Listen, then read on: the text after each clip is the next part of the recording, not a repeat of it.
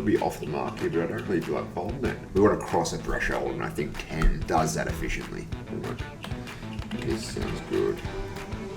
That is on. Oh, welcome. Today I'm going to show you, my friends, how to size like a pro. How to get the most value out of your bet sizing, not leaving a single penny on the table. Let's get into it. Before we get stuck into a couple of examples, here is the idea. Beef and shave, baby. The idea is that similar bet sizes are very likely interpreted, reacted to in the same way as sizes within their category. Let me ask you this and try and answer this honestly, for God's sake. Are you reacting differently facing this bet than if you were facing this bet? Are you sitting there going, I'm now facing a B60 opposed to B75. I need to continue with 8% more of my range. No, you are interpreting this as a medium-sized C-bet, and it's very likely your reaction is basically identical. You need to be a very precise player to know how you're supposed to defend differently to these two very similar bet sizes. I hate to break it to you, but if you're watching this video, you are probably one of those players. Good news, the players you're playing against are too, and you can exploit that.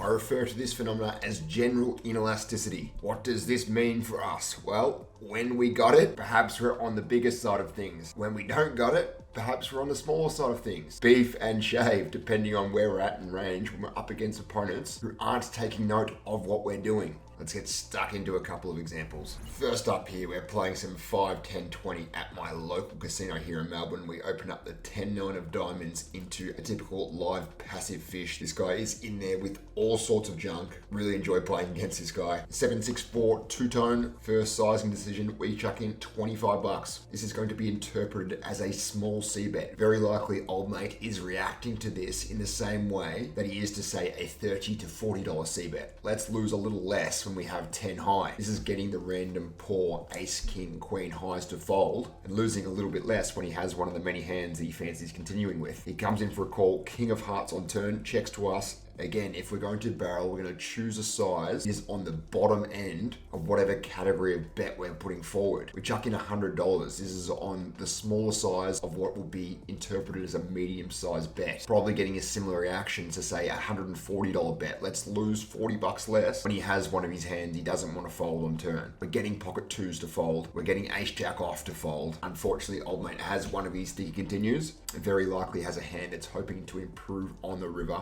Many a draw type hands out there that this fish will love to see a river with. Get to the 4 of clubs, slam dunk bluff, heaps of call folds in his range, miss flush draws, miss open-ended straight draws, miss pair plus straight draws, these types of hands. And when we think about the entirety of his landing range here, it really is split between hands that are going to just relinquish to any decent sized bet, pocket fives, a 6-5 off, jack high spades, ace high hearts, or he's going to have a king queen or a 4-5 that ain't going to fold for any size. So there is a lot of inelasticity here. We want to choose the smallest size that's going to efficiently fold out those natural call folds. We want to choose a size on the bottom end of that medium sized bet. Anywhere from, say, $160 to $220 seems to be in the realm of reasonable. We chuck in $180 and unfortunately we get the bad news. Old mate rolls over the old 9-4 of hearts. That really illustrates the point. Well, this guy isn't going to fold this hand for $360. Let's put in this meek half pot sizing to get the queen jack of spades, the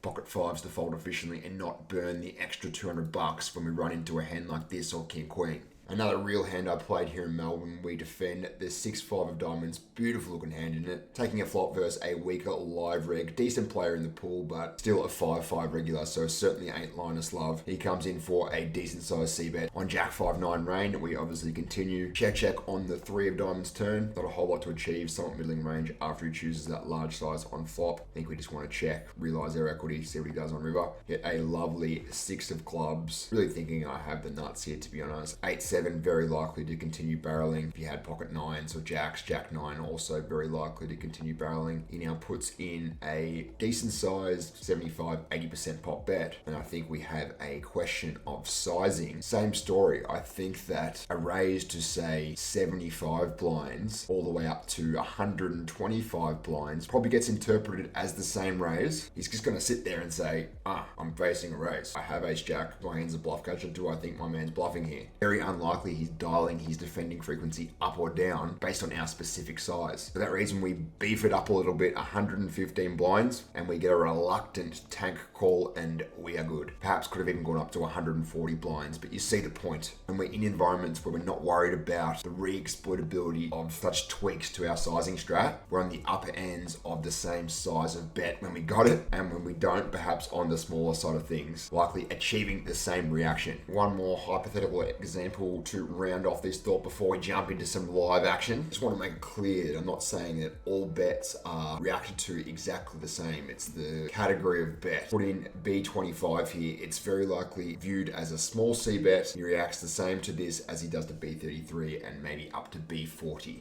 They continue, we get to turn. A bet size like this, slightly over pot, will trigger a different reaction. This is interpreted as a different size than B60 is for sure, without a doubt eliciting more fold equity. The point that I'm driving here, 10.2 blinds and 15 blinds are in the same category versus an opponent who are not going to consistently play and isn't going to be onto what we're doing. Let's abuse this. We've got Jack 10 off, I'm putting in the lower side of things. When I got pocket 10s, I'm making it 15 blinds. Beef and shave your way to a consistent small edge that will certainly add up. Let's go jump into some live action to put this idea to work in a weak pool and see how well it works. Let's get into it. Jumping into the Russian cash pool here. Gonna play around. Relatively weak pool. Gonna abuse this to death. Hope we get some good examples for you guys.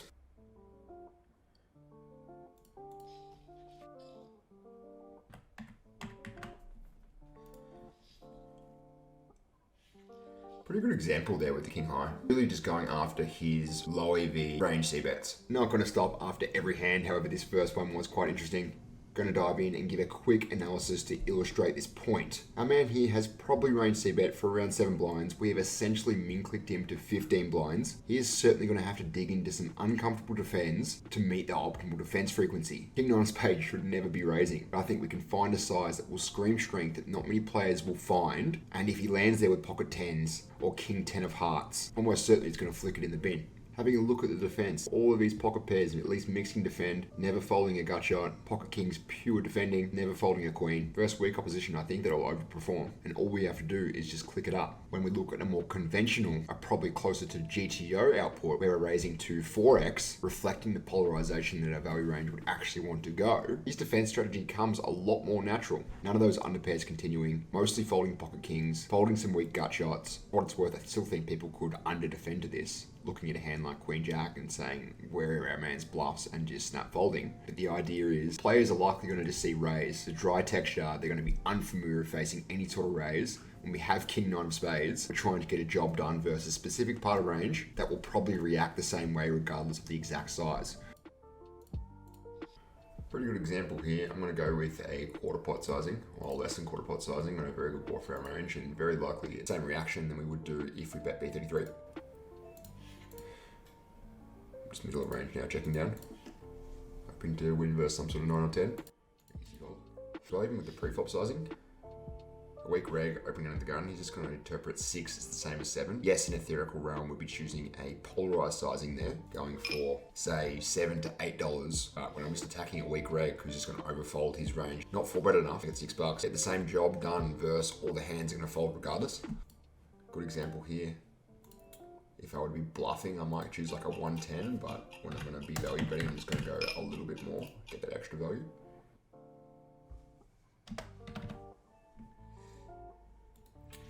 Chucks it in, so we got the call from the Ace Queen.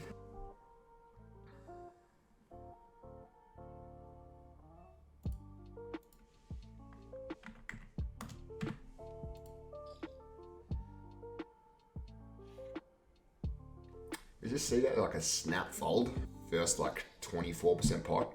It's a good example of what I mean. People are just seeing small C bet and not really reading into it at all. That's like a natural size for them to see on a texture like that in a 3-bet pot, and they fold their whatever, random undercards, perhaps underpairs, regardless of the specific size.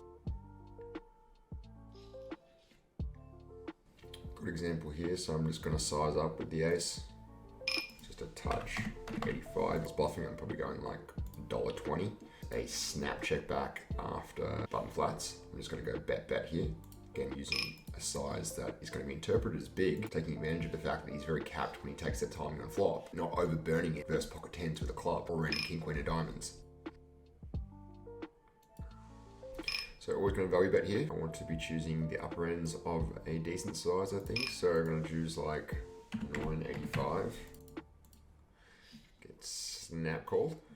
Snap decisions are interesting, kind of make my point. There's no clear calibration of how they're supposed to be reacting versus our sizing. It's yes or no, and that kind of infers inelasticity. Kicking up here to a large size with the pocket aces. This will likely have the same reaction as 10 would do. I think I'm actually going to go for a big size, lots of medium equity.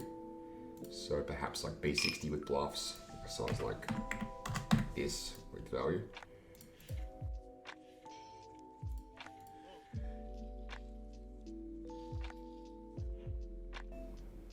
Really bad turn for range for sure.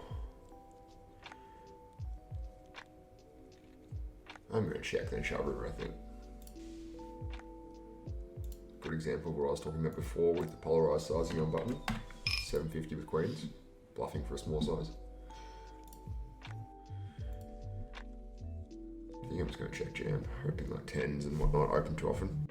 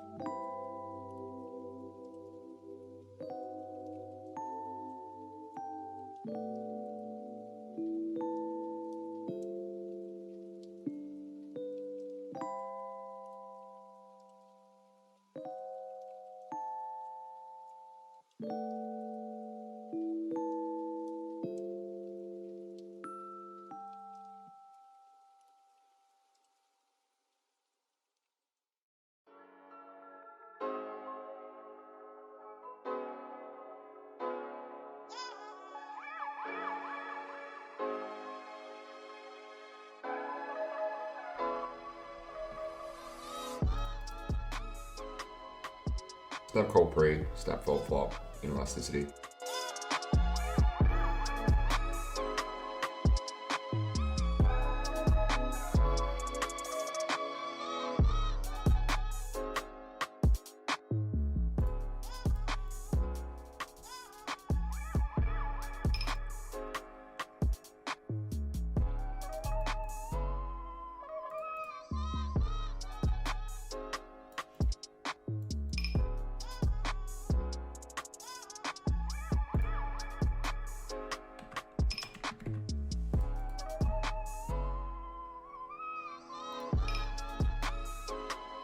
Another really interesting one here with this A6, we played a little aggressive pre, wide range configuration where people can overfold and not fight back, especially in a weak pool where they're used to seeing very little big blind 3-betting. You get to this river, Sol is recommending pure betting our hand. I checked in game because I think this ace is much more polarizing than it otherwise would be, meaning that our man here is either going to really like the ace by catching a hand like ace 10, ace 5 suited, whatever. It will probably value bet check too.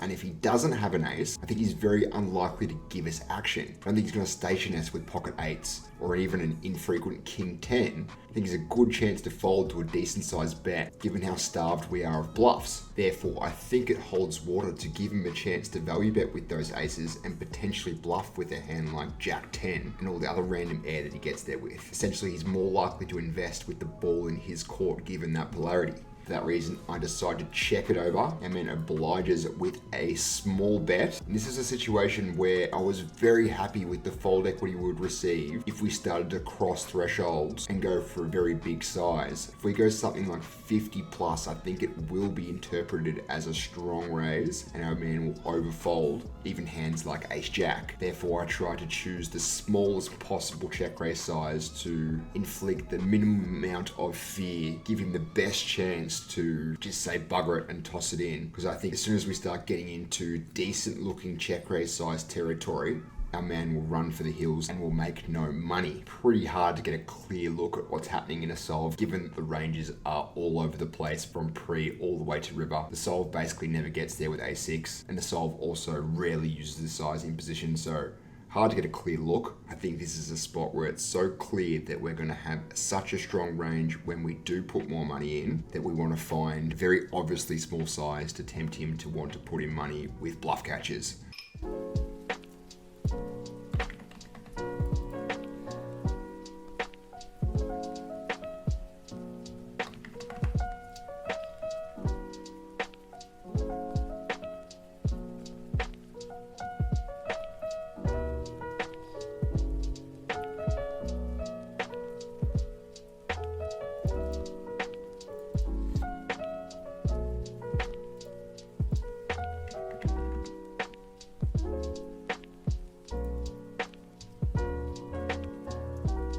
We are back in the mix here. Different day, same pool. Gonna get a few more hands beefing and shaving, showing you how to use this stuff in practice.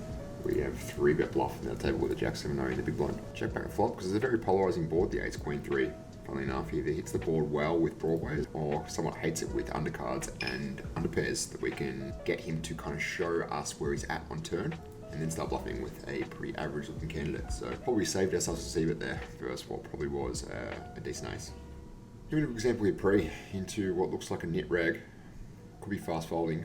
Just going 2.5, losing that extra bit when we run into it or building the pot with the drag king high out of position. We're achieving what we want to achieve versus a nit fast folder with 250, saving that extra 50 cents. It's jack, eh?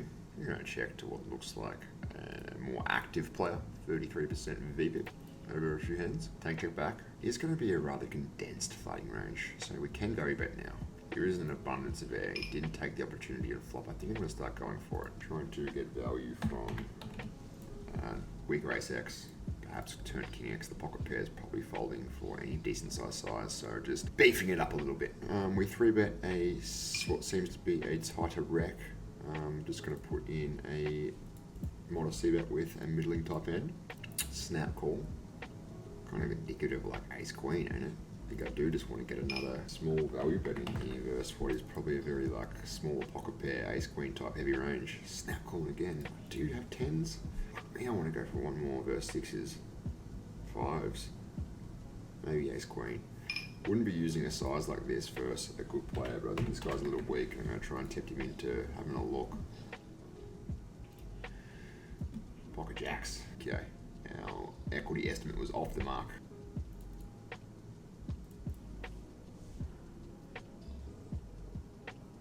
I'm actually going to just check raise this one versus that timing. Loose for sure. Very loose, but I think we can enlist a lot of folds versus 1 pair hands. I think his range is rich in when he snaps C-bets like that. Very strong line when we come in front of the gun. We have lots of value, and I'm going to continue just putting pressure on for sure. Real small C-bet on this other table. Lots of polarization.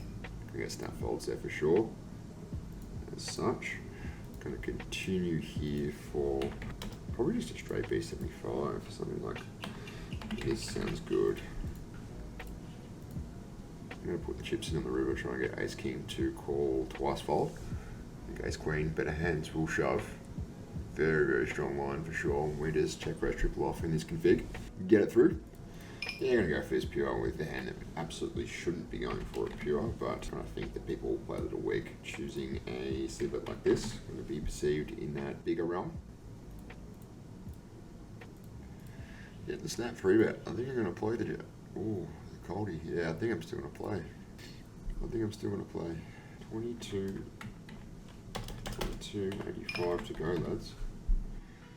Snap 3-bet, snap call. I think these people have stronger hands. I think you can get out of line there, and I think if you have stronger hands, you're going to have a little tank, aren't you? This guy's going to have lots of ace queen, lots of like pocket queens through turns. I just still like something like this. You just get lots of folds from like the ace queens or like in pocket 10s. Interesting sizing scheme that. Do we really want to go shove? Actually, I'm a really big fan of that very scary looking double barrel when it makes sense for our value range to go for that. You sit there with pocket 10s, you're like, fuck me, I'm getting milked here. I really like this hand in hindsight. You'll be shocked to look at the cutoff's response to our small C-bet here. Supposed to fold hands like pocket queens through tens very frequently, even to a meek bet like this in position. That just means he gets this turn with shitloads of call one, then fold. You can posit that he arrives here with all of those under pair, or more of those under pair than he should do. His range is in a vulnerable position. We get to leverage that with this milky looking size like we said, and he's going to sit there and go, shit, feel the strength of our line and get out of the way with all of those pocket pairs that his range is rich in. This is what his turn strat should look like if he has got to the turn correctly. If these boxes are full, he's going to have to defend more of these pocket pairs because they make up more of his overall distribution. It's a really good tip to take away. That small double barrel in 4-bet pots, especially on these 1 high 2 low boards where it makes sense for our value range to push that size. Lots of call one folds in range. Getting a 3-bet with the pocket aces. Going to probably just choose a slightly larger size with our 4-bet. Let's go a little bigger when I have the pocket nines. If I have the jack 5 suited, maybe 3 into 9. And that ain't a bad flop. Can check back here with the pocket nines. How crazy will he go? Probably not. That's a really good sign. Definitely just want to call, don't we, to allow. Tens aren't really there. We kind of want to allow like random bluffs to give it to us. So yeah, just going to call this one. Pretty standard stuff, really. Sick turn because like lots of the backpool stuff it's picked up equity. Pocket tens, there you go. Probably should find the 4-bet with that one free though. And that is us. Couple of nines. Not going to 3-bet this time. Versus that size. Versus that size. Still think it's indifferent. Finds the call. Got a C-bet for sure. And yeah, just going to go that B75 size. Maybe a little bit on top.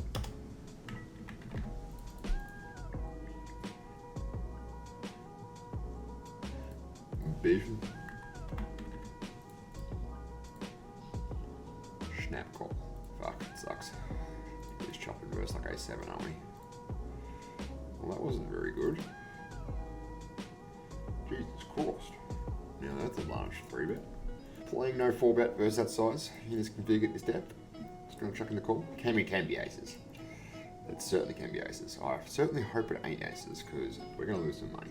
Ace queen and diamonds, one time. Can be ace queen and diamonds. Certainly can be all the ace king. We want to be choosing a relatively big size. I'm not going to want to scare him off here though, so I think this is actually a time where we don't want to be too greedy with it. You want to get action here from ace king and not sound alarms at this depth. But certainly going to be a polarized situation where we're going to be betting like, yeah, ace jack suited plus would be my guess. Finds a fold with the pocket cocks. Nice hand. So I'm forgoing a couple of dollars there to potentially get the stack. That's the difference. All these other spots we're actually gaining things by using the beef and shave method, but there I think you can actually cost yourself by scaring them off, sounding alarms when you just use a pretty uniform 2/3 size to give them a chance to call. It's a very strong line facing like B75 plus there in that configuration. We want a chance to get the stack. Couple of ladies again, huh? Couple of ladies. Damn, son! How often is it aces? It can be jacks and ace king and tens, or maybe like a random bluff. I could be off the mark here, but I don't really feel like folding it. How often is it aces? Sure, mate, we've done it twice. Big part. I threw it in there with a couple of dooks. Now this guy is doing some funky stuff. Okay, here's a really good example here. Our hand's worth actually quite some. I'm going to go on the upper ends of B75 here. Like this. It's going to be interpreted same as B75 under pot. The same reaction from a jack. We called out a big blind. Check called a 40% pop bet. Check on turn. You got the call. We're good.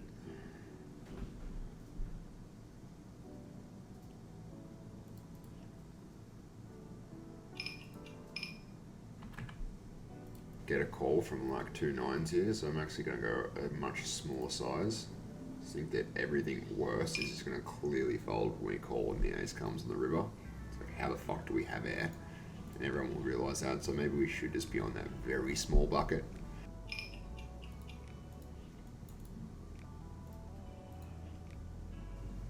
I'm actually going to bluff at this one. I think we can get lots of useful fold equity and actually get like an 8 to fold. If we go like size like this. Can have lots of 5s coming out of the big blind like that. Don't really want to go the small size because we are trying to get an 8 to fold. So if you do go that smaller size, I think we want to go on the small. We want to cross a threshold, and I think 10 does that efficiently. Something like 660 there is just going to have fucking 8-7 suited and go, okay, I call. We can actually get some utility when we cross that threshold. Not going to go 15. I think 15 and 10 are relatively similar.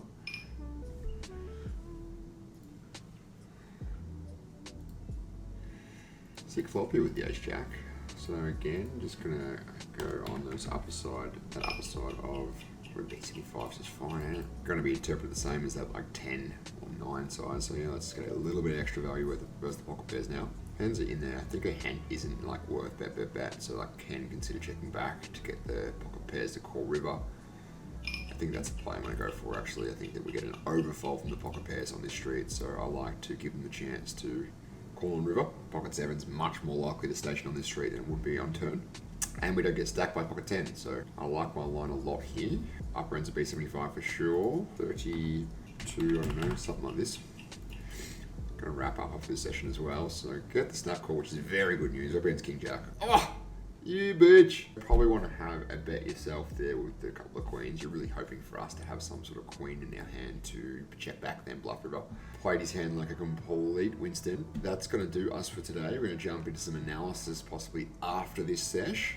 But I think we've got a bunch of good spots there to talk about in terms of beefing and shaving. Final hand we're going to have a look at today, guys. The ace jacko we just played a second ago. Comes down a nice flop for our hand. Get a quick overshoot of the whole premise of this video. Let's go have a look at the reaction to both this size and say it one slightly smaller. Facing the size we put forward in game, old mate is supposed to fold 52% of his range. The point I'm bringing forward is facing 90, a slightly smaller size. I don't think the elasticity 5 to 7% realizes in reality. I think that he's going to have a defense frequency facing a medium-sized bet. So when we have ace jack, I'm chucking this in, getting that little bit of extra value from the range he puts forward. When I have queen 10 of hearts, I'm losing a little bit less when he continues. Simple stuff, a small edge that will certainly add up over time as long as it doesn't come back to bite us in the ass. Make sure you're doing it in low volume pools when you're playing against players where it takes a long time to figure this out, or recreational players when you should be abusing it to death. We'll round things off there. Appreciate your attention for sure. If you enjoyed this video, like the way I'm talking about sizing, I actually have a free little mini course on my site. We'll dive deeper into this theory. 3-part series where we tackle exploitative bluff sizes, exploitative value sizes, and a more in-depth play and explain going through it all. Hope to see you there. Cheers.